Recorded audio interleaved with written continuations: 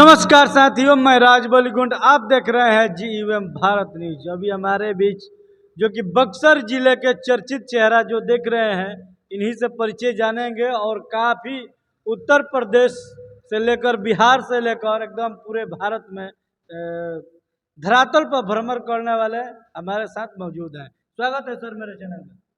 आपको और आपके चैनल को भी धन्यवाद। परिचय देते हुए कुछ राजनीतिक मुद्दा पर चर्चा होगा। मेरा नाम दिनेश कुमार मौर्य हुआ और मैं अपनी जनता पार्टी बिहार का प्रदेश अध्यक्ष हूँ। माननीय स्वामी प्रसाद मौर्य जी ने जो अपनी जनता पार्टी के राष्ट्रीय अध्यक्ष है, अभी 28 तारीख को बक्सर में एक भव्य कार्यक्रम हुआ। उसी कार्यक्रम में हमको बिहार प्रदेश का प्रदेश अध्यक्ष नियुक्त किया गया। आने वाले 2025 विधानसभा को लेकर क्या कहिएगा? पार्टी का भी नया गठन है, पार्टी अपना विस्तार करने में लगी हुई है और राष्ट्रीय अध्यक्ष जी का जो दिशा निर्देश है कि पार्टी बिहार में चुनाव लड़ेगी, कितने सीटों पर लड़ेगी इसका खुलासा बहुत जल्द कुछ महीने में कर दे। कुछ महीने क्या कहीं, इस महीने के लास्ट तक इसका खुलासा हो जाएगा कि हम लोग कितने सीटों पर चुनाव लड़ेंगे। यानी बिहार में फाइनली चुनाव लड़ेगी।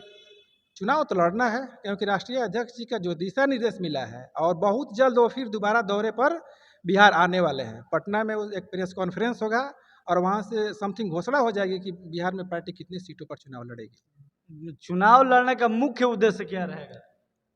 मुख्य उद्देश्य ये है कि बिहार का जो आज के दौर में कानून जो व्यवस्था है, किस दौर से गुजर रहा है, पूरे बिहार के लोग समझ रहे हैं।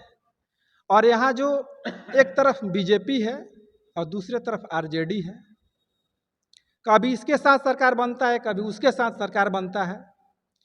तो कुल मिला जुला करके भी जितने भी पार्टियां हैं, सबको तो बिहार के लोग देख ही लिए, लेकिन यहाँ जो राजनीति के साथ साथ व्यवस्था परिवर्तन करना है, उसके लिए पार्टी बिहार में चुनाव लड़ने का प्लान बना रही है कि बिहार के जो सामाजिक परिवर्तन है और जो यहाँ पर ये भ्रष्टाचार और आज अगर देखा जाए तो बिहार में क्राइम का संख्या बहुत ज़्यादा हो गया है। तो लोग कैसे सुरक्षित रहें और बिहार का जो सामाजिक दायरा है वह कैसे सुरक्षित रहें, इसको लेकर के बिहार में पार्टी चुनाव लड़ने के लिए प्लान बनाई हुई है। अपनी जनता पार्टी अकेले चुनाव लड़ेगी या गठबंधन के साथ? देखिए, ये तो आने वाला समय तय करेगा कि गठबंधन में चुनाव लड़ा जाएगा या सिंगल चुनाव लड़ेगा। ये तो आने वाले कुछ दिन तय करेंगे। अभी वर्तमान में काफ़ी जो कि बिहार विधानसभा में अपना अपना पार्टी धरातल पर बहुत काम कर रही है और दावा भी करती है बड़ी बड़ी।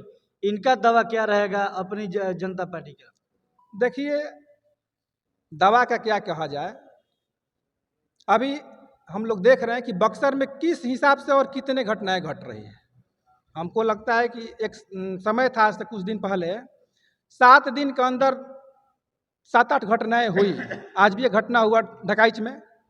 तो ये कानून व्यवस्था किस दौर से गुजर रहा है और इस क्षेत्र के जो माननीय विधायक बंधु हैं क्या कर रहे हैं, क्या नहीं कर रहे, जनता सब देख रही है। अभी ये घटना है वसुदेवा के बगल में संतोष कुशवाहा जी का मर्डर हुआ था।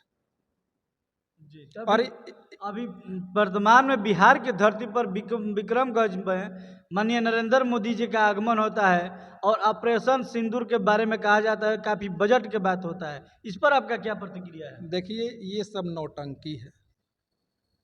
जब हमारे देश के सैनिक अपनी जान के बाजी लगा करके, नौटंकी की बात कर रहे हैं, ऑपरेशन सिंदूर तो सक्सेसफुल हुआ वहाँ पर। देखिए, मैं तो वही कह रहा हूँ ना कि हमारे देश के जो रक्षक हैं, हमारे सेना जो देश की रक्षा करती है, वह पूरे तत्परता के साथ पाकिस्तान पर जब हमला किया और पाकिस्तान में अपना जो ऑपरेशन चलाया तो पाकिस्तान पूरा भयभीत हो गया।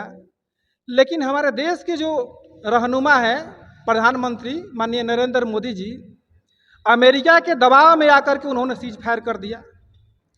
वो कहते हैं कि मैं लाल आंख दिखाता हूँ, हम विश्व गुरु बनने वाले हैं और विश्व गुरु किसी दूसरे देश के हस्तक्षेप के चलते सीज फायर कर देता है। अभी तक पूरे भारत के इतिहास में ऐसा कभी नहीं हुआ था कि भारत और पाकिस्तान के मामले में कोई तीसरा देश हस्तक्षेप किया हो। लेकिन आज का जो ये निकम्मी और डरपोक सरकार जो है, अमेरिका के दबाव में सीज फायर का घोषणा हुआ। और सीज फायर की घोषणा भारत कहाँ किया, पर हमारे प्रधानमंत्री कहाँ किए? सीज फायर की घोषणा तो अमेरिका के राष्ट्रपति माननीय ट्रंप ने किया। तो ये क्या दर्शाता है कि सरकार, यहाँ की सरकार में पूरा हस्तक्षेप अमेरिका का हो गया है। यानी ये सरकार जो है पूरी तरह से डरपोक है। देश के प्रधानमंत्री आपके नज़र में कैसा दिख रहे हैं? अब मेरे नज़र में कैसा दिख रहे हैं, ये तो आज पूरे देश की जनता समझ रही है कि क्या दिख रहे हैं। कहना कुछ और है और करना कुछ और है। जनता सब समझ चुकी है। आने वाला समय जो है उनके लिए बहुत ही खराब होने वाला है। अभी वर्तमान बिहार के कानून व्यवस्था को लेकर क्या कहिएगा? वर्तमान में जो बिहार का कानून व्यवस्था है वो कंट्रोल से बाहर हो गया है। अभी मैं जिक्र कर रहा था, वसुदेवा के बगल में जो संतोष कुशवाहा जी का मर्डर हुआ था, उस मर्डर होने के 2 दिन बाद ही अपनी जनता पार्टी के राष्ट्रीय अध्यक्ष माननीय स्वामी प्रसाद मौर्य जी बक्सर में आए थे। उन्होंने लेट होने के बावजूद जाकर के पीड़ित परिवार से मिले और प्रशासन पर उन्होंने दबाव बनाया। उनसे बात भी हुई और प्रशासन ने अपना काम किया, लेकिन अभी काम वो अधूरा है। और इस क्षेत्र के जो माननीय विधायक हैं, अपने क्षेत्र में जो घटना घटती है उसके लिए आवाज बुलंद करने के लिए रोड पर नहीं आ रहे हैं। और चौसा में घटना घटती है तो वहां पर रोड पर आकर के आवाज को उठाया जा रहा है। अपने घर में क्या हो रहा है उसकी चिंता अधिक होनी चाहिए कि पड़ोसी के घर में क्या हो रहा है उसकी चिंता अधिक होना चाहिए। तब क्या कहा जाए, जो स्थानीय विधायक है उनका दिमाग किस तरफ काम कर रहा है, नहीं कर रहा है। वर्तमान में सर पीएमसीएच के घटना को लेकर क्या कहिएगा? काफी एक दलित बेटी के साथ रेप कर दिया जाता है और वो बेटी पीएमसीएच के मतलब अंदर जाती है तो बेड का व्यवस्था नहीं होता है। इस पर आपका क्या राय है? तो मैं तो पहले ही बोला कि इस समय जो सरकार चल रही है केवल सरकार चलाने के लिए चल रही है। केवल यहाँ पर अपना वोट का काउंटिंग चल रहा है कि हमारी सरकार कैसे बची रहे, किसको साथ में जोड़ करके रखे तो हमारी सरकार बची रहे। बिहार में लोग कैसे जीवन यापन कर रहे हैं, किसके साथ क्या घटना घट रहा है, सरकार का उस पर कोई ध्यान नहीं है। सरकार निश्चिंत होकर के अपने कुर्सी को बचाने में लगी हुई है। आने वाला अपनी जनता पार्टी का अगर सरकार बन जाती है तो किस रूप से बिहार वासियों को, जनता को देखेगी? देखिए, अपनी जनता पार्टी की जो प्लानिंग है वह, उसका मेन मुद्दा है सुरक्षा। सुरक्षा को पूर्ण रूप से चौबंद करना। और दूसरी चीज है शिक्षा। बिहार का शिक्षा भी सब लोग जान रहा है क्या स्थिति है।